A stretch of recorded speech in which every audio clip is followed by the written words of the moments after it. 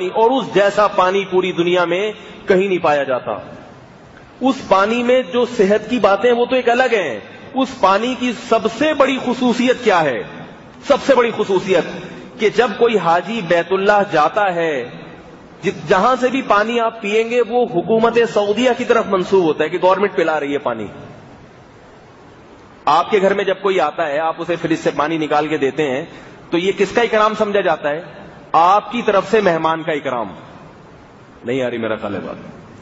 بھائی آپ کے گھر میں کوئی مہمان آیا، آپ نے سب سے پہلے جا کے پانی لا کے رکھا۔ وہ پانی بھی اللہ نے پیدا کیا ہے، لیکن اس کی نسبت کس کی طرف ہوتی ہے؟ آپ کی طرف، کہ بھئی آپ نے مہمان کا اکرام کیا، اسے پانی کا پوچھا۔ مہمان وہ شوق سے پانی پیتا ہے، بھئی میزبان نے میری قدر کی، مجھ سے پانی پوچھا۔ بعض دفعہ ایسا ہوتا ہے اس کا دل نہیں چاہ رہا ہوتا مگر ایک گھونٹ پی ہی لیتا ہے کہ بھئی لے کر آئے ہیں تو چلو ایک گھونٹ پی لو۔ زمزم کی سب سے بڑی خاصیت یہ ہے کہ اس کی نسبت کسی انسان کی طرف، بولو بھائی، نہیں ہے۔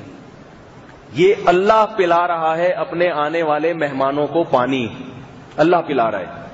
کسی نے بڑی پیاری بات کی، حکمت کی، کہ زمزم سادہ پانی کیوں ہے، مٹھاس کیوں نہیں ہے اس میں، اور کوئی ایسا خاص اس میں وہ جوس کیوں نہیں ہے؟ اللہ چاہتے تو جوس بھی نکال سکتے تھے نا، دودھ کی نہر نکال سکتے تھے۔ بھئی اللہ نے اپنی قدرت کا کرشمہ دکھانا ہی تھا تو ذرا کوئی اور اچھی چیز نکال دیتے۔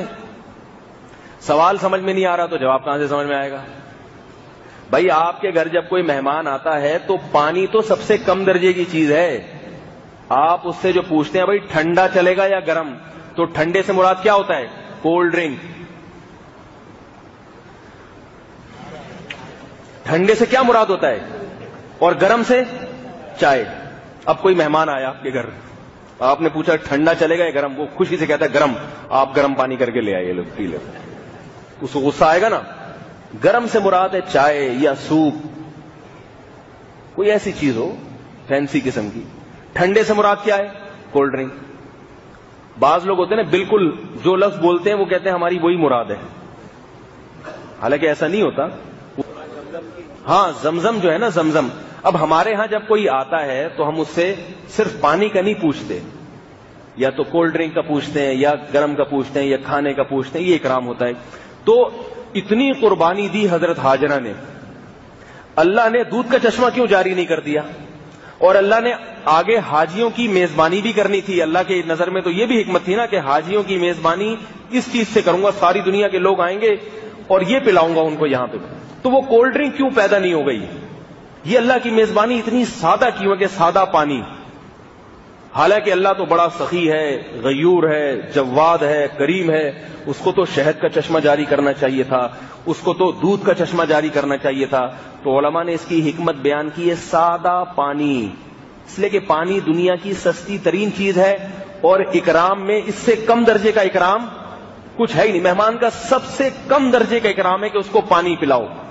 تو اللہ نے پانی اس لیے رکھا کہ اس پانی کی طرف اگر یہ شہد ہوتا، اگر یہ دودھ ہوتا، تو لوگ یہ سوچ کے آتے کہ شہد پینے کو ملے گا، یہ نہ سوچتے کہ اللہ کی طرف سے ضیافت ہے۔ اس میں اپنی خواہش نفسانی غالب آ جاتی، اور غیر مسلم بھی یہ کہتا کہ اصل میں یہاں سے اتفاق سے کوئی سائنسی کوئی وجہ ہوئی ہوگی جس میں شہد کا چشمہ پھوٹ گیا، تو اس جگہ کو لوگوں نے عبادت خانہ بنا دیا اور طواف خانہ بنا دیا۔ جیسے ہندوؤں کے یہاں ہوتے ہیں نا شعبدے کچھ نکل آئے، جیسے کہیں ہوتا ہے کوئی گرم پانی کا چشمہ نکل، یہاں ہے نا منگو پیر پہ گرم پانی کا چشمہ ہے، تو لوگوں نے اس جگہ کو پتہ نہیں منتیں پوری کرنے کا ذریعہ بنا دیا کہ بھئی یہ تو گندک والا گرم پانی، کھولتا ہوا پانی، تو اس میں مگرمچھ لا کے چھوڑ دیے، وہ منتیں پوری ہو رہی ہیں۔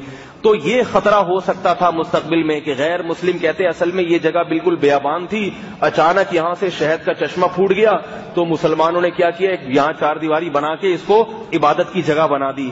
اس کنسپٹ کو ختم کرنے کے لیے کہ بھئی یہاں کوئی اٹریکشن کی چیز نہیں ہے، کچھ بھی نہیں ہے یہاں پہ سوائے پانی کے۔ پانی تو آپ کو اپنے گھر میں بھی مل جائے گا۔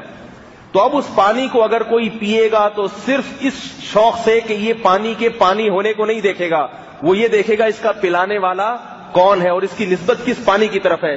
تبھی نبی صلی اللہ علیہ وسلم نے فرمایا کافر کبھی پیٹ بھر کے زمزم نہیں پیتا، حدیث کا مفہوم ہے، اور مسلمان ہمیشہ پیٹ بھر کے زمزم پیتا ہے، پیٹ بھر کے۔ حالانکہ پیٹ بھر کے وہ چیز پی جاتی ہے جس میں کوئی ذائقہ ہو، پانی تو جب پیا جائے گا جب پیاس ہو۔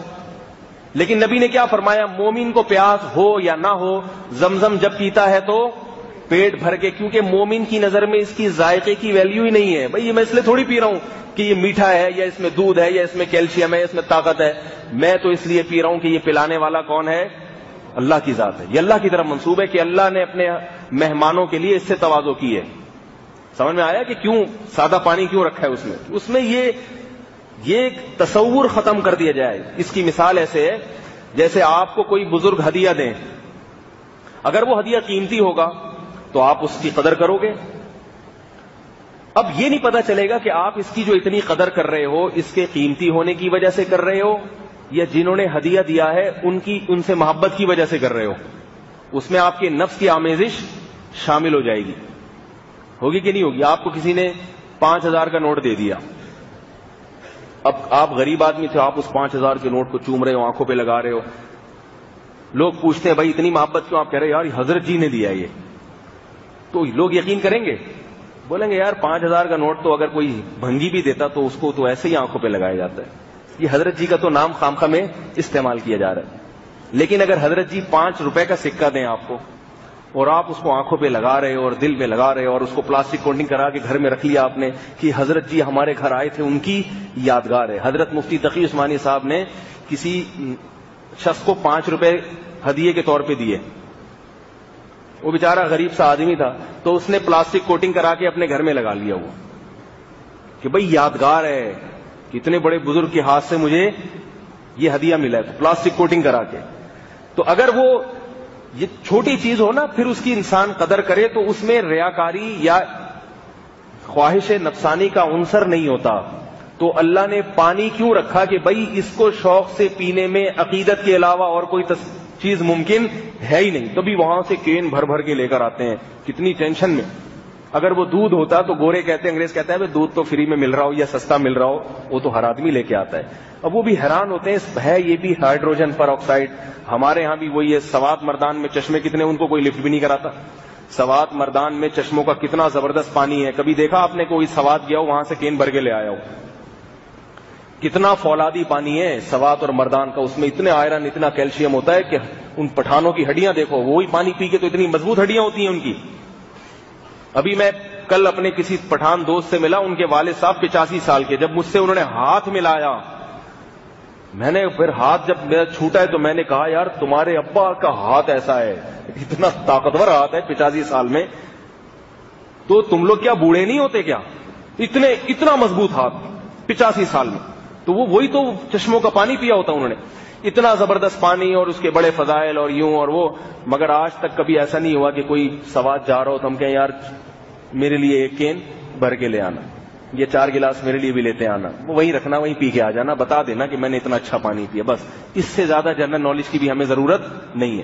لیکن حاجی جب جاتا ہے تو بھائی میرے لیے بھی ایک کین، پھپھو کا فون آتا ہے بیٹا میرے لیے بھی ایک کین لے، چاچا کا آتا ہے یار میرے لیے تو کچھ لایا نہیں تو وہاں سے. پھر یہ ہمارے پاکستانی لوگ کیا کرتے ہیں